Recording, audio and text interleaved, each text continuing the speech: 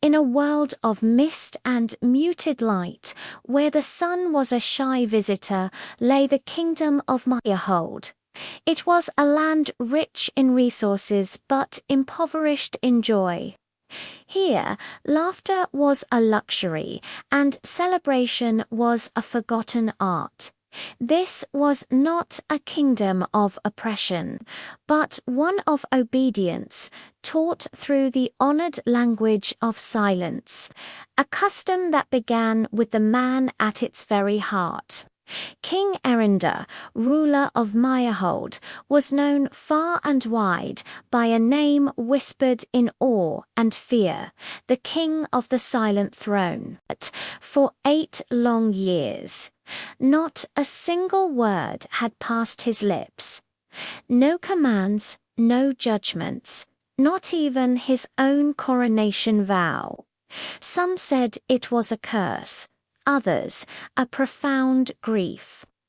A few whispered it was a masterful strategy, but the truth was a secret locked within the palace walls. Erinder had ascended the throne at just 19, following the mysterious death of his father, King Halvrek. On his deathbed, his father had imparted a final, trembling command: "Words have ruined more crowns than swords. Speak less, rule more." That single sentence became Erinder's creed. When the crown was placed upon his head, he swore to honor his father, not with speech, but with a profound and unbroken silence. The court, and then the kingdom, adapted. Ministers presented their counsel on written scrolls. Royal decrees were issued with the stamp of a seal, never the sound of a voice. Justice was meted out through solemn nods, hand gestures, and the slow drain of a sandglass. Mirehold became the quietest kingdom in history. But silence is a double-edged sword. At first, it brought an unprecedented era of peace. Without words, there were no arguments, no open dissent, no stirrings of rebellion. The kingdom flourished in its quiet order, but slowly, inevitably, that same silence began to suffocate the soul of the land. Creativity withered. Expression died. Hope became a whisper too faint to hear. Children learned to play without making a sound. Musicians composed melodies that would never be performed. Poets wrote verses that were buried unread, and from his silent throne the king watched it all. Though he spoke no words, his heart was a tempest of emotions. He roamed the palace corridors at night, his fingers tracing the cold canvas of paintings, his eyes fixed on the restless sea. He carried the weight of every unspoken thought, every stifled dream in his kingdom, a silent atlas bearing a world of quiet despair. Then, one evening, a single voice shattered the calm. It belonged to a young orphan girl named Yara, raised in the harbor district, where the salty winds carried secrets faster than any royal messenger. Yara was an anomaly. She spoke louder than anyone dared, and she sang even louder. The guards feared her, the nobles shunned her, but the common folk secretly adored her. She was the voice of their own muted hearts.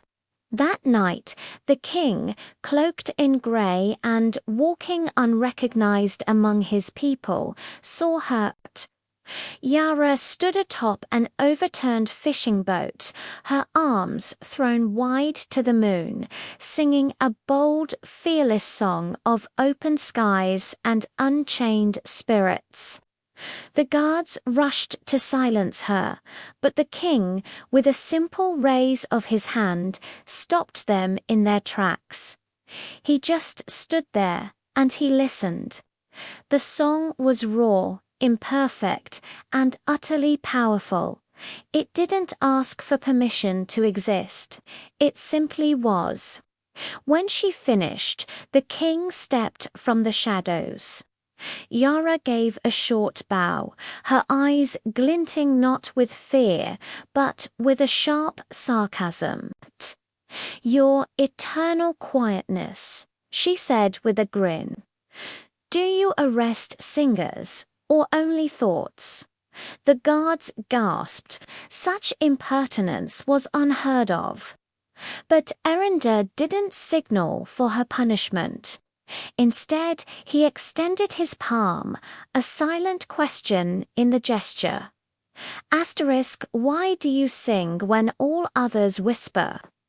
Asterisk, she understood him instantly. Because silence killed my parents, she said, her voice dropping but losing none of its steel. Not with a blade. Silently. They had dreams they never spoke. Anger they never voiced. Pain they never shared. So one night they just disappeared into the sea together. Quiet people drown loudly inside, Your Majesty. Her words struck the king with the force of a physical blow, Yara continued, her tone softer now. A kingdom without a voice is a kingdom without a soul. Then she shrugged, sat down on the boat, and began to whistle a defiant little tune. Something shifted deep within Erinder. It wasn't a violent crack, but a slow, undeniable thawing. The very next morning, he issued a decree. Not with a stamp, not on a scroll, but with something the palace hadn't heard in 8 years. His own voice. The court trembled. Gasps echoed through the great hall like a thunderclap. For the first time since his coronation, Erinder stood before his people and spoke. His voice was deep, rough from years of disuse, yet unwavering. From this day, silence is no longer law. Nobles fell to their knees in shock. Advisers stared, breathless. It was as if the entire kingdom took its first collective breath in nearly a decade. But change is never without its challenges. Lord Draven Turk, the stoic commander of the Royal Guard, stepped forward. "My king," he warned, "silence gave us order. Voices will bring chaos. Words start rebellions." Erinder looked at the man who had enforced his silent rule for so long, and his voice rang out, stronger this time. "And silence starts funerals." A hush fell over the holler hush, deeper than any enforced quiet. It was the silence of revelation. The king then announced a kingdom-wide proclamation, a festival of sound. All citizens were invited to the great crescent grounds to speak, to sing, to argue, to pray, to joke, to use their voices without restraint. Preparations began in a flurry of uncertainty. At first, the people were hesitant. Their voices were cracked and shy, like fledgling birds unsure if the sky would hold them. But when the day of the festival arrived, the grounds where the fog met the first rays of sun became a living testament to freedom. It was chaos, but a beautiful, life-firming chaos. Musicians erupted in symphonies of forgotten notes. Drummers beat out rhythms that had been hidden in their hearts for years. Poets shouted verses from rooftops. Merchants haggled with playful gusto, and children Children shrieked with a laughter so pure and sharp it felt like it could wake the gods. It was messy. It was loud. It was gloriously human. King Arundel stood in the very center of it all, letting the wave of sound wash over him. The noise, the joy, the beautiful disorder. A single tear traced a path down his cheek, not of sorrow, but of homecoming. Then, suddenly, a new silence fell. Not one of force, but of instinct. The entire festival turned as one. For Yara had begun to sing again. Her voice rose above the joyful din, a lantern lifting into the night sky. She sang of voices like rivers, not chains, of hearts like flames, not graves. She sang that when silence comes by choice, it is peace, but when it comes by fear, it is death. When her last note faded into the air, King Arundel did something truly unprecedented. He applauded, not the polite clap of a monarch, but the heartfelt human applause of a man who had been moved, and in that moment the kingdom erupted.